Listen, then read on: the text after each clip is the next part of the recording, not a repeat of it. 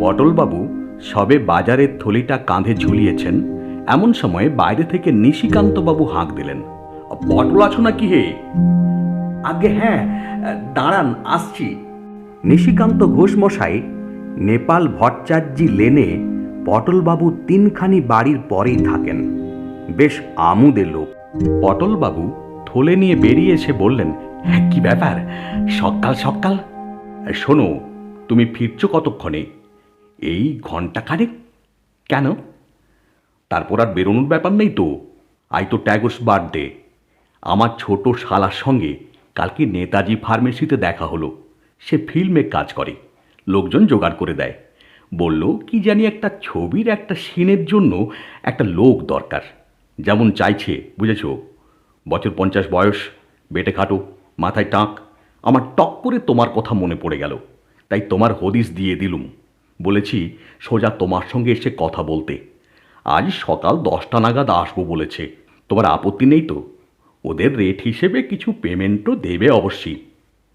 সকালবেলা ঠিক এই ধরনের একটা খবর পটলবাবু আশাই করেননি। 52 বছর বয়সে ফিল্মে অভিনয় করার প্রস্তাব আসতে পারে, এটা তার মতো নগণ্য লোকের পক্ষে অনুমান করা কঠিন বই কি। এ যে একেবারে অভাবনীয় ব্যাপার। কি হে, হ্যাঁ কি না বলে ফেলো। তুমি তো অভিনয় টভিনয় করেছো এককালে, তাই না? হ্যাঁ মানে না বলার কি আছে। সে আসুক, কথাটা তো বলে দেখি। কি নাম বললেন আপনার শালার? নরেশ, নরেশ দত্ত। বছর 30 বয়স, লম্বা দোহারার চেহারা। 10টা 10:30 নাগাদ আসবে বলেছে। বাজার করতে গিয়ে আজ পটলবাবু গিন্নির ফরমাস গুলিয়ে ফেলে কালোজিরের বদলে ধানি লঙ্কা কিনে ফেললেন। আর সন্দব নুনের কথাটা তো বেমালুম ভুলে গেলেন। এতে অবশ্যই আশ্চর্য হবার কিছুই নেই। এককালে পটলবাবু রীতিমতো অভিনয়ের শখ ছিল। শুধু শখ কেন, নেশাই বলা চলে। যাত্রায়, শখের থিয়েটারে, পুজো পার্বণে, পাড়ার ক্লাবের অনুষ্ঠানে তার বাঁধা কাজ ছিল অভিনয় করা। হ্যান্ডবিলে কতবার নাম উঠেছে পটলবাবুর। একবার তো নিচের দিকে আলাদা করে বড় বড় অক্ষরে নাম বেরুলো, পরাশরের ভূমিকায় শ্রী শীতলাকান্ত রায়, ব্র্যাকেটে পটলবাবু। তার নামে টিকিট বিক্রি হয়েছে বেশি, এমনও সময় গেছে এককালে। তখন অবশ্যই তিনি থাকতেন কাঁচরাপাড়ায়। সেখানে রেলের কারখানায় চাকরি ছিল তার। 1934 সনে কলকাতার হাডসন অ্যান্ড কিম্বার্লি কোম্পানিতে আরেকটু বেশি মাইনের একটা চাকরি আর নেপাল ভট্টাচার্যি লেনে এই বাড়িটা পেয়ে পটলবাবু সস্ত্রীক কলকাতায় চলে আসেন। কটা বছর কেটেছিল ভালোই। আপিসের সাহেব বেশ স্নেহ করতেন পটলবাবুকে। 43 সনে পটলবাবু সবে একটা পাড়ার থিয়েটারের দল গড়ব গড়ব করছেন, এমন সময় যুদ্ধের ফলে আপিসে হলো ছাঁটাই। আর পটলবাবুর 9 বছরের সাধের চাকরিটি কর্পূরের মতো উবে গেল। সেই থেকে আজ অবধি বাকি জীবনটা রোজগারের ধান্দায় কেটে গেছে পটলবাবুর। গোড়ায় একটা মণিহারির দোকান দিয়েছিলেন, সেটা বছর 5 চলে উঠে গেল। তারপর একটা বাঙালি আপিসে কেরানিগিরি করেছিলেন কিছুদিন, কিন্তু বড়কর্তা বাঙালি সাহেব মিস্টার মিটারের ঔদ্ধত্য আর অকারণ চোখ রাঙানি সহ্য করতে না পারায় নিজেই ছেড়ে দেন সে চাকরি। তারপর এই 10টা বছর ইন্স্যুরেন্সের দালালি থেকে শুরু করে কী না করেছেন পটলবাবু। কিন্তু যে অভাব, যে টানাটানি, সে আর দূর হয়নি কিছুতেই। সম্প্রতি তিনি একখানি লোহালক্করের দোকানে ঘোরাঘুরি করছেন। তার এক খুড়তুতো ভাই বলেছে সেখানে একটা ব্যবস্থা করে দেবেন। আর অভিনয়, সে তো যেন আরেক জন্মের কথা। অজান্তে এক আধটা দীর্ঘ শ্বাসের সঙ্গে আবছা আবছা মনে পড়ে যায়, এই আর কি। নেহাত পটলবাবুর স্মরণশক্তি ভালো, তাই কিছু ভালো ভালো পাটের ভালো ভালো অংশ এখনও মনে আছে। শুন পুন পুন গান্ডিব ঝঙ্কার, সপক্ষ আকুল মহারণে, যিনি শত পবন হুঙ্কার, পর্বত আকার গদা করিছে ঝঙ্কার বৃকোদর সঞ্চালনে। ওহ, ভাবলে এখনো গায়ে কাঁটা দিয়ে ওঠে। নরেশ দত্ত এলেন ঠিক 12:30টার সময়। পটলবাবু প্রায় আশা ছেড়ে দিয়ে নাইতে যাবার তোড়জোড় করছিলেন। এমন সময় দরজায় টোকা পড়ল। আসুন আসুন। পটলবাবু দরজা খুলে আগন্তুককে প্রায় ঘরের ভিতর টেনে এনে তার হাতল ভাঙা চেয়ারটি তার দিকে এগিয়ে দিলেন। বসুন। না না, বসবো না। নিশিকান্তবাবু আপনাকে আমার কথা বলেছেন বোধহয়। হ্যাঁ হ্যাঁ, আমি অবশ্যই খুবই অবাক হয়েছি, এতদিন বাদে। আপনার আপত্তি নেই তো? পটলবাবুর লজ্জায় মাথা হেঁট হয়ে গেল। আমাকে দিয়ে মানে চলবে তো? নরেশবাবু গম্ভীরভাবে একবার পটলবাবুর আপাদমস্তক চোখ বুলিয়ে নিয়ে বললেন, বেশ চলবে, খুব চলবে। কাজটা কিন্তু কালই, রবিবার। হ্যাঁ, কোনো স্টুডিওতে নয় কিন্তু। জায়গাটা বলে দিচ্ছি আপনাকে। মিশন রো আর বেন্টিং স্ট্রিটের মোড়ের ফ্যারাডে হাউসটা দেখেছেন তো? 7তলা বিল্ডিং একটা, সেইটের সামনে ঠিক 8:30টায় পৌঁছে যাবেন। ওখানেই কাজ। 12টার মধ্যে ছুটি হয়ে যাবে আপনার। নরেশবাবু উঠে পড়লেন। পটলবাবু ব্যস্ত হয়ে বললেন, কিন্তু পাঠটা কি বললেন না? পাঠটা হলো গিয়ে আপনার একজন পেডেস্ট্রিয়ানের, মানে পথচারী আর কি। একজন অন্যমনস্ক বদমেজাজি পেডেস্ট্রিয়ান। ভালো কথা। আপনার গলাবন্ধ কোট আছে কি? তা আছে বোধহয়। ওটাই পরে আসবেন। ডার্ক রং তো, বাদামি গোছের, গরম কিন্তু। তা হোক না। আর আমাদেরও সিনটাও শীতকালের। ভালোই হবে। কাল 8:30, ফ্যারাডে হাউস। পটলবাবু ধা করে জরুরি প্রশ্ন মাথায় এসে গেল।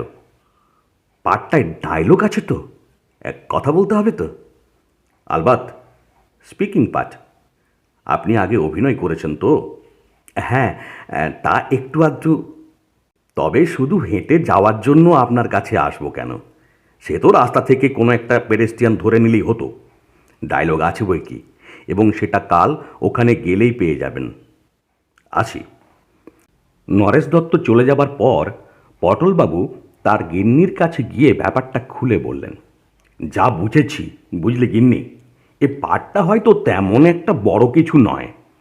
অর্থপ্রাপ্তি অবশ্যই আছে, সামান্য, কিন্তু সেটাও বড় কথা নয়। আসল কথা হচ্ছে, থিয়েটারে আমার প্রথম পাঠ কি ছিল মনে আছে তো? মৃত সৈনিকের পাঠ। স্রেফ হাঁ করে চোখ বুজে হাত পা ছড়িয়ে পড়ে থাকা, আর তার থেকে আস্তে আস্তে কোথায় উঠেছিল মনে আছে তো? ওয়ার সাহেবের হ্যান্ডশেক মনে আছে? আর আমাদের মিউনিসিপ্যালিটির চেয়ারম্যান চারু বিশ্বাসের দেয়া সেই মেডেল। আহ, এ তো সবে সিঁড়ির প্রথম ধাপ। কি বলো? মান, যশ, প্রতিপত্তি, খ্যাতি যদি বেঁচে থাকি ভবে, হেমর গৃহিণী, এ সবই লোভিব আমি।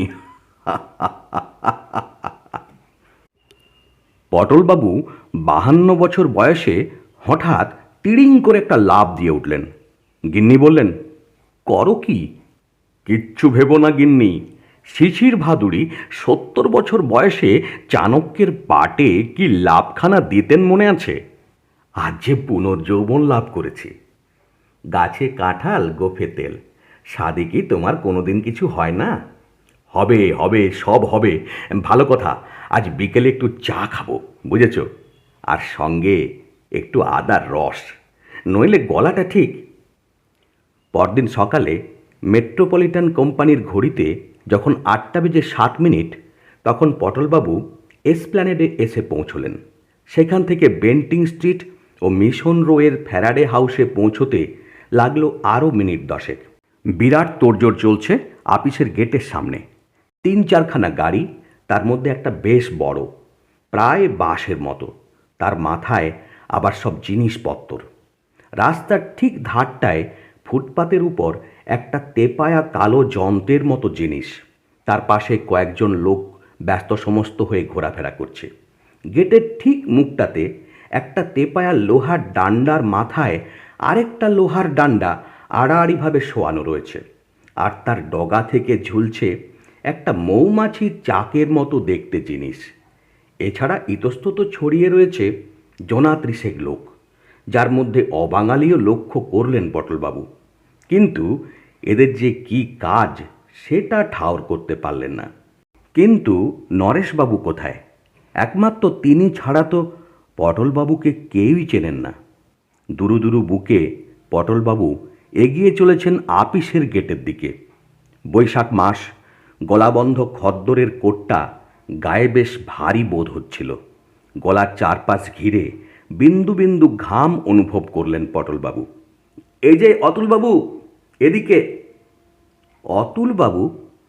পটলবাবু ঘুরে দেখেন আপিসের বারান্দায় একটা থামের পাশে দাঁড়িয়ে নরেশবাবু। এগিয়ে গিয়ে নমস্কার করে বললেন, আমার নামটা বোধহয় ঠিক নোট করা নেই আপনার। শ্রী শীতলাকান্ত রায়। অবশ্যই পটলবাবু বলেই জানে সকলে, থিয়েটারেও ও নামে ডাকত। ও, তা আপনি তো বেশ পাংচুয়াল দেখছি। পটলবাবু মৃদু হাসলেন। 9 বছর হাডসন অ্যান্ড কিম্বার্লিতে চাকরি করেছি, লেট হয়নি একদিনও, নট এ সিঙ্গেল ডে। বেশ বেশ, আপনি এক কাজ করুন, ওই ছায়াটায় গিয়ে একটু ওয়েট করুন, আমরা এদিকে কাজ এগিয়ে নিই। তেপায়া যন্ত্রটার পাশ থেকে একজন বলে উঠল, নরেশ স্যার, উনি কি আমাদের লোক? হ্যাঁ স্যার, ইনি মানে ওই ধাক্কার ব্যাপারটা। ও ঠিক আছে, এখন জায়গাটা ক্লিয়ার করো তো, শট নেব। পটলবাবু আপিসের পাশেই একটা পানের দোকানের ছাউনির তলায় গিয়ে দাঁড়ালেন। বায়োস্কোপ তোলা তিনি এর আগেও কখনো দেখেননি।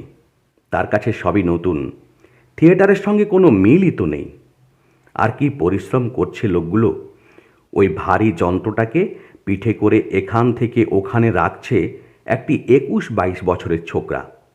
20-25-এর ওজন তো হবেই যন্ত্রটার। কিন্তু তার ডায়লগ কই? আর তো সময় নেই বেশি, অথচ এখনও তাকে যে কি কথা বলতে হবে তাই জানেন না পটলবাবু। হঠাৎ যেন একটু নার্ভাস বোধ করলেন পটলবাবু। এগিয়ে যাবেন নাকি? ওই তো নরেশবাবু, একবার তাকে বলা উচিত নয় কি? পাঠ ছোটই হোক আর বড়ই হোক, ভালো করে করতে হলে তাকে তো তৈরি করতে হবে সে পাঠ। না হলে এতগুলো লোকের সামনে তাকে যদি কথা গুলিয়ে ফেলে অপদস্থ হতে হয়। আজ প্রায় 20 বছর অভিনয় করা হয়নি যে। পটলবাবু এগিয়ে যেতে গিয়ে একটা চিৎকার শুনে থেমে গেলেন, সাইলেন্স! তারপর নরেশবাবুর গলা পাওয়া গেল, এবার শট নেওয়া হবে, আপনারা দয়া করে একটু চুপ করুন, কথাবার্তা বলবেন না, জায়গা ছেড়ে নড়বেন না, ক্যামেরার দিকে এগিয়ে আসবেন না। তারপর আবার সেই প্রথম গলার চিৎকার এলো, সাইলেন্স, টেকিং। এবার পটলবাবু লোকটিকে দেখতে পেলেন। মাঝারি গোছের মোটাসোটা ভদ্রলোকটি তেপায়া যন্ত্রটার পাশে দাঁড়িয়ে আছেন। গলায় একটা চেন থেকে দূরবীনের মতো একটা জিনিস ঝুলছে। ইনি কি পরিচালক নাকি? কি আশ্চর্য, পরিচালকের নামটাও যে তা জেনে নেওয়া হয়নি। এবারে পরপর আরও কতগুলো চিৎকার পটলবাবুর কানে এলো, স্টার্ট সাউন্ড, রানিং, অ্যাকশন। এই অ্যাকশন কথাটার সঙ্গে সঙ্গেই পটলবাবু দেখলেন চৌমাথার কাছ থেকে একটা গাড়ি এসে আপিসের সামনে থামল, আর তার থেকে একটি মুখে গোলাপি রংমাখা স্যুট পরা যুবক দরজা খুলে প্রায় হুমড়ি খেয়ে নেমে হনহনিয়ে আপিসের গেট পর্যন্ত গিয়ে থেমে গেল।